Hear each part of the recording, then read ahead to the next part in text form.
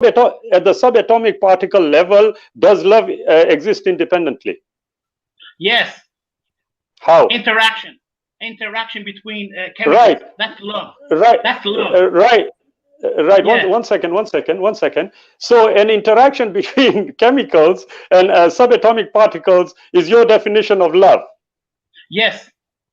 Okay. Is your definition of love? Does your definition of love require intelligence?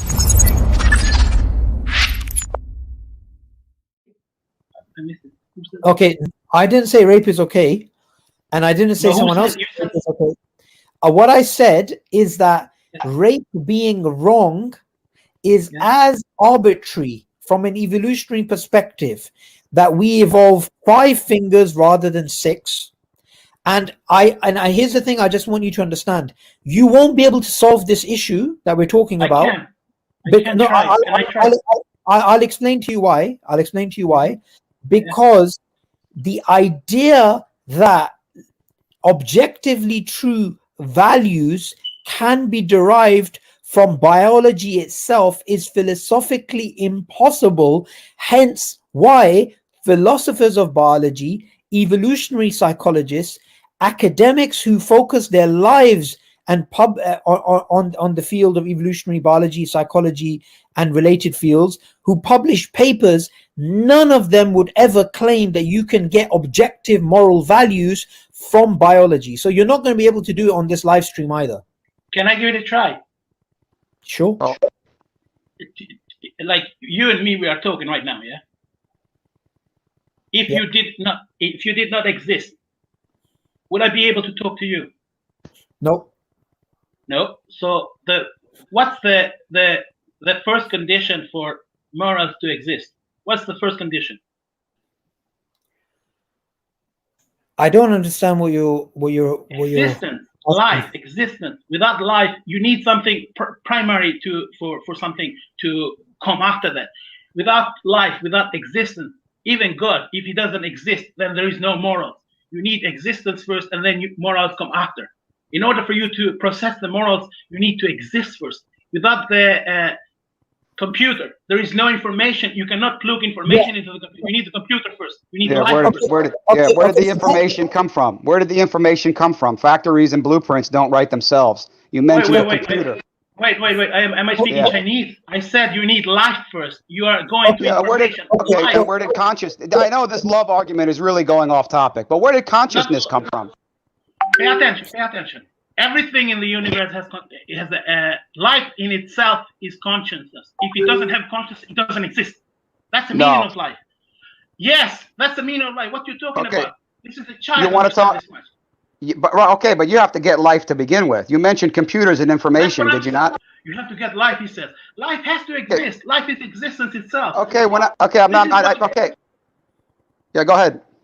Dude, listen to this. This is very simple.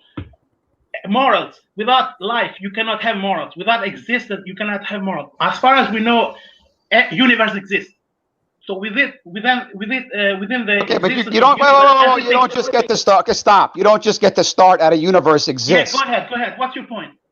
My point. Are you saying a universe doesn't exist? What is this? No, I'm saying. Okay, you're gonna be quiet for a couple minutes. You're going to be quiet and listen.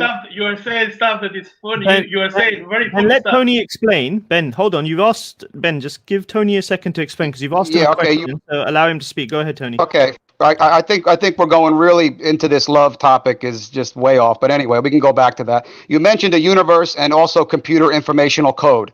Number one, you don't just get to start with the universe. Where did the universe come from? Number one. Number two, where did information generate from a pool of chemicals? Abiogenesis problem is so severe that there is not one scientist in the world. Let me finish. There is not one scientist in the world that has ever come close to generating informational code. Computers don't write themselves. I'm not done. Computers don't write themselves. Computers don't program themselves. Blueprints don't write themselves. What's that? You don't need to go you are going deep in without. Okay, but you started with the universe. Stop. You started with the universe, correct? You started with. Okay. Yes. So how did the universe get here? How did the universe come here? You show me. No, I'm putting the burden of proof on you. You know what we believe. How did it get here naturally? Calmly, calmly, calmly. Brother Shabir. Let me just say Assalamu alaikum to Brother Shabir there, guys. Assalamu alaikum, Brother Shabir. Jazakallah for joining us. We're just Am I late for the janaza, or is it finished? It's been going on and off, really. Okay. But then we will kindly let Tony finish off, because I don't want to. I don't want Tony saying. Can you give me a quick overview of what this gentleman is saying? Yeah, I think, Tony, if you complete your point, then we'll bring in Shabir. Okay, well, you don't just get to start with the universe. This is the silly nonsense that Lawrence Krauss does. And then he likes to say it came from nothing, and then he redefines what nothing is. You have to have time, space. Wait, let me finish. You have to have time, space, and matter. You have to have, you can't get anything without time. You can't have dynamics without time.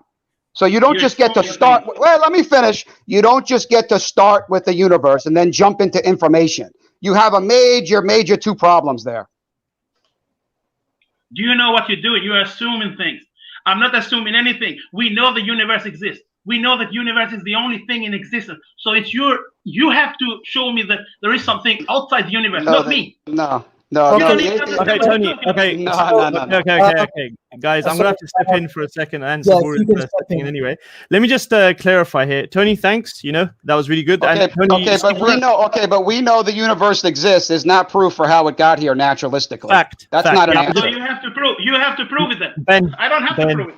We believe in a creator, which you already know, but you do have a burden of proof. Tony, let me just step in for a second here, Tony. Hold on. Ben, what Tony is saying is that, do you believe there's a creator? Who, me? Yeah. I don't know. I can assume. Yeah, exactly. That's what Ben. That's what Tony's saying. Tony's saying that the universe came about from a creator. That's what he's explaining. But instead of just let me finish, Ben. Instead of explaining how the universe came about, you're ignoring that and you're jumping to what about love? So you see, as Abbas, let me just no. I got the mute button, bro. Just calm down. Now listen, I'm joking. Look, it's very simple. Abbas pointed this out earlier, and that is that let us not talk. Instead of talking about love for about 30 minutes, let's find out who created love. Who was the Almighty, tremendous? Who created you first to be able to love? You get it, and that's exactly what Tony's saying. So look, let me just bring in Brother Shabir, and to understand what's going on, because the guy just jumped in. So Sabur, if you break it down to Brother Shabir, and then Brother Shabir, I mean, you can see what's going on here. Ben is talking about, love and how love is in the DNA or it's not. Yeah, I don't think it's in the DNA personally, but anyway, that's a different subject. But that's what he's trying to say. And instead, Tony is asking a very valid question. And that is, why don't we talk, and Abbas, why don't we talk about who created us first? And then we can talk about whether love exists in the DNA or not. Go ahead, Brother Shabir. Yeah, absolutely. I'm going to jump off now. But thank you for joining us, Shabir and Abbas, Ben, everybody. Tony. Allah bless you. I hope Shabir doesn't have internet problems now. Yeah, don't worry, bro. I'm here. Mashallah, it's 9 o'clock. Sabur did have to go, so Allah bless him. But yeah, I'm still here. Don't worry, Abbas. I got your back, bro. So yeah, give us insight. What we were talking about. Sorry, Abbas, I will warn you actually. In about 25 minutes, I'll drop off for 2 minutes and come back. If he allows me to continue. In 25 minutes, we're going to wrap up, bro, in 20 minutes. So yeah, the death of atheism, Brother Shabir, Yusuf, that's, atheism is, as they explained, failed. But we're dealing with Ben at the moment, and hopefully we'll jump to Obi-Wan and Brother Damir there. And Ben is saying, talking about love, but really, Ben, who created us? Shouldn't that really be the question, Brother Shabir? Well, actually, not only who created us, but I mean, if I were to take it as a Muslim, I am comfortable in the notion that I know where I came from, I know why I'm here, and I know where I'm going to be going. Certainty is backing me up, as opposed to a position where there isn't, based on ignorance. I don't know yet. I know what the answer is. Very illogical it sounds. Yeah. So if I'm correct in what I'm hearing, the brother here was talking about love. Did you say? That's right. Yeah. Yeah, and its origins. And rightfully and logically, if it has an origin, then whatever it can be pointed back to, it itself will have an origin. Correct. So it is only logical to establish where, firstly, we and everything came from before we can proceed to start, dividing aspects of how humans interact and establish what they are. For example, love. Can I say to the brother, just a quick example, I love to hate. Does that make my love valid? I love to kill. I love to kill. Does that make my love valid? Now we will go into discussions. Yeah, exactly. We'll go into discussions of what love is, how it is shown, whether it is in the heart, or it is in the brain, or in the molecules, or the subatomic particles.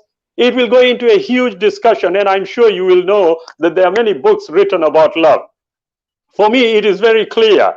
Okay, the source of peace, perfection, love, the way we understand it, has to be a creator. What is your position? That's for me, yeah. Yes. So are you saying that the love that we have comes from God? Yeah. No. I said exactly the source of peace, perfection, love, everything as it is created for us is the creator. What is your position?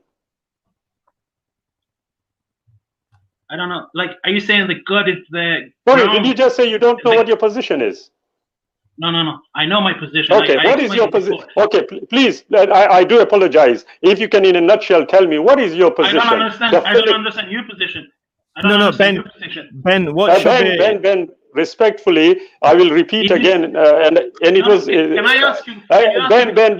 Ben. You see, a good conversation requires a to and fro. Now, I made my position very clear here. I said the source of peace, perfection, love, everything points back to the Creator. That's my position. What is your position? Yeah, okay, I'm going to tell you my position, but are you saying that the love comes from God, or God is from His nature? Which one? I don't get it. Can you explain your position? I'm going to explain my position. Right. Explain your position first so we will know where we stand. My position is, as far as we know, love comes from, it's a bionic molecular changes, like, within our being, within our existence. Yeah, what's your position now? Right, 1 second. So if I go to the molecular level, independently, do molecules love?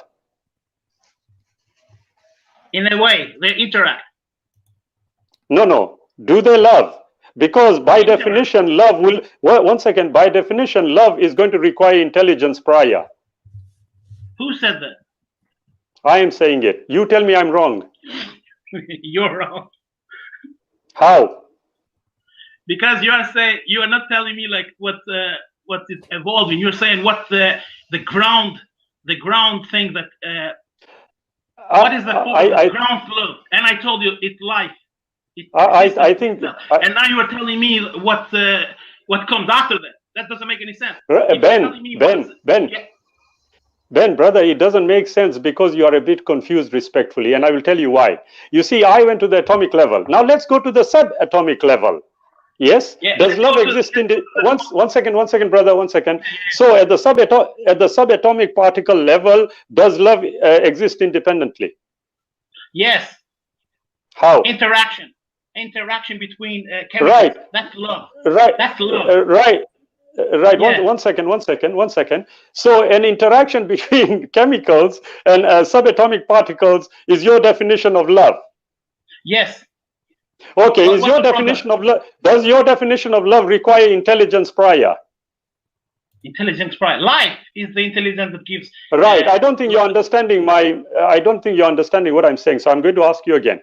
Love, does it, Brother Ben, does it require prior intelligence to establish what love is? Yes or no? What is intelligence? You keep using this. Okay. You know what intelligence is? Information is intelligence. Right. Respectfully. Interaction between chemicals is intelligence. Anything can be intelligent. You don't need. Do you understand intelligence? Ben, you are logically fumbling. Now I'm going to take you back. Who, me? Okay, I asked you respectfully, and it's very simple. Yeah, I said to you at a subatomic particle level. Okay, Yes. does love exist independently? Then I Yes. told you, 1 second. So love requires prior intelligence for us to establish what love definitively is. Do you agree? No. Interaction. You is don't love. agree.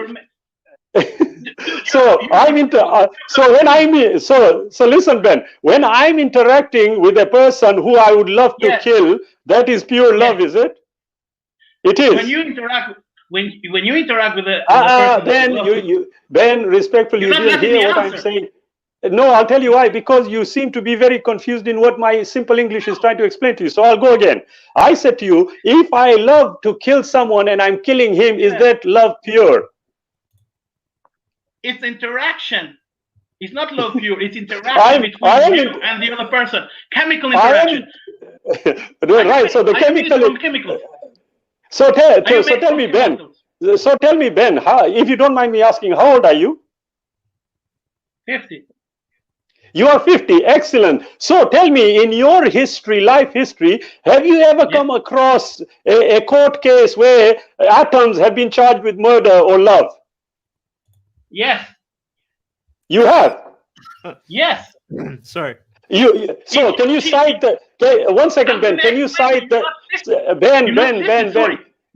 Ben, respectfully, cite me that case and where it occurred? Yeah, wait, Hitler and Germans, they kill people. That's a case.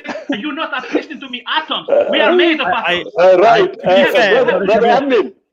Brother Admin, I think the brother is very, very confused, to be honest. No, I think to be fair, Ben, bear with us. Yeah. Ben is from Italy, correct, Ben? Yeah, he doesn't even understand what he's saying. Oh, we are made from chemicals. We are made 1 from second. chemicals. I just want to just put that out. There might be a language barrier, but no, it looks like Ben I understand. Okay, you know what, Ben? I will humbly apologize to you if that is the case, and English or our interaction seems to be. Your English, I think it's a problem because you don't understand the basics of. We are made from chemicals. If you kill something, your chemicals have killed something. So if you get charged, your chemicals get. We are all atoms. It doesn't matter what you say. You are atom. You can never change them. You are made from atoms. Everybody in the planet knows this. A child knows this. You are trying to make things up, but it doesn't make any sense what you're saying because we are atoms. Nothing can change this. You can say all what you want, but you are an atom. You see, Ben. Right. Okay. I've heard you. Oh, go ahead, Abbas. Okay, Ben, you're basically saying that the very function of love. Abbas, unmute yourself. I'm unmuted. Can you hear me? Yes. Yeah, we can hear you. Yeah. So, Ben, what you're saying is that the very love is a consequence of chemicals and of atoms, of a physical sense. Is that correct? What? The chemical? You're basically you're saying that love is a consequence of a material, material sense, i.e., matter, energy, chemicals, that type of thing. Is that what you're saying? Yes. Okay. So, are you a determinist? Are you a determinist? Do you believe that when the universe came into being from a Big Bang, that every preceding function after that was simply reliant upon a reaction to a function that existed prior to it? Is that what you believe? Yeah, I think, in between there, yeah. You believe that, right? Okay. So can we then, for example, arrest and convict and jail a child rapist? Can we do that? Yes. But if it's purely a function of a mechanical system that's already been predetermined, how can that person be responsible for that crime? The thing is, if he did the rape, and then we do the charges, and then if he was his rape was predetermined, and our charges are predetermined too. So this means that one thing that grounds everything is life, like I said. So if you harm life, then you go against the number one rule of the universe. It doesn't matter if you everybody has life. So you cannot go against life. You can go against life, like you can harm someone, but even if it benefits you, it's always wrong. And this is a rule, number one rule of the universe. And so basically, if you go against this rule, that individual you're saying, therefore, is not responsible for committing that crime, because they can simply argue that they are simply tied into a process that they could have never changed. It was inevitable that they were going to rape that child. Therefore, they shouldn't be convicted. They should not be arrested, and they should not be jailed, because it wasn't their fault. It was a chemical reaction. It was matter interacting. But this is where you're making a mistake. Independent of their ability to change what was actually happening. But listen to this. This is where you're making a mistake. It was determined for him to rape, but it is determined for me to kill him for that rape. You know what I mean? It goes both ways. So we can. What if you decided to free that individual? Would that be right? No, because it goes against life. The number one, like I said, existence. Without existence, you cannot rape. You cannot. Maybe you're just making stuff up as you're going along. To be honest, I have no idea. I'm actually frustrated because Abbas, as you go along. Go ahead, brother. Can I ask you one question, Abbas? Just one question, please. This is it's very confusing to me. Like, only God existed at the beginning, yeah? Nothing else existed. There was no beginning. We don't believe God had a beginning. But did anything exist with God? At some point, he was alone, yeah? We believe that God existed eternally and will exist eternally. So there is no beginning for God. Yeah, but we were not there. We were not there. That's right. We were not there. That's correct. So God was alone, yeah? He existed alone. Nothing else existed.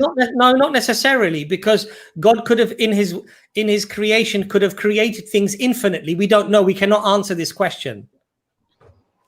What do you mean created thing? But if he created something, that means that thing did not exist. He had to create it. Why don't you just ask your question? I have no idea where this is going. If you just ask the question. Sorry, I think Brother Shabir. Sorry. Yeah. You're back. Go ahead. Oh, there, look, Mr. Handsome is back. Listen, brother. Brother, you see, respectfully, you are really hopping in the hope that you will find something which you can cling on to. And can you answer this question, please? Respectfully, if I can just carry on. You see, we have not moved on from the previous one, so we are not going to move to the next one. This is a very important question. It confuses me a lot. If you can help me with this one, I will give thanks. Sorry, one second. Sabur. I want you to come in for this point. We're still speaking to Ben, right? So, look, I just want to clarify something. Like Shabir said, you're just asking questions like a machine gun approach, hoping you'll find some little thing that you can maybe make something out of. I just want to state something. So the Muslim belief is that God created everything. God existed when nothing existed. He is the first. He is the last. However, from an atheistic viewpoint, you have to remember you're in the same philosophical problem the theist is, except the theist has a way of explaining the entire world. Their epistemic cage is far wider than an atheistic cage, and the constraint of an atheistic cage is something that you can never get out of. It is literally a catch-22. So what I want you to keep in mind is that you're coming and you're asking questions like there are problems with the theistic view, when the atheistic toolbox is empty. There are epistemic tools which are missing. So even if you try and say, well, what about this and what about that and what about this and what about that, hoping to muddy the waters, overall in terms of your paradigm is found wanting. For example, I'll just give you a very simple example. You started off speaking about love before you changed the topic. And when you were speaking about love, I showed how your concept of love makes zero sense, because from an evolutionary perspective, love is purely an arbitrary value that we hold on to. And it's no more valuable than hatred and anger and any of these types of behaviors and values. And the other thing to keep in mind is when we're speaking about existence and we use, say, the cosmological argument or the contingency argument or any of these first principle sort of arguments, the atheist is stuck in the same position, which is they're trying to explain why something exists rather than nothing. And the difference is with the theistic worldview, we've given a sufficient answer, but from an atheistic worldview, you're literally stuck in a situation where you have to try and explain why anything exists without referring to a higher being, and hence you're left with a massive gap. And that gap is so large and so hard to fill that any of these tiny things that you're trying to pick up here to try and show that you've won something are basically meaningless, because you've got a massive void in your epistemic worldview. So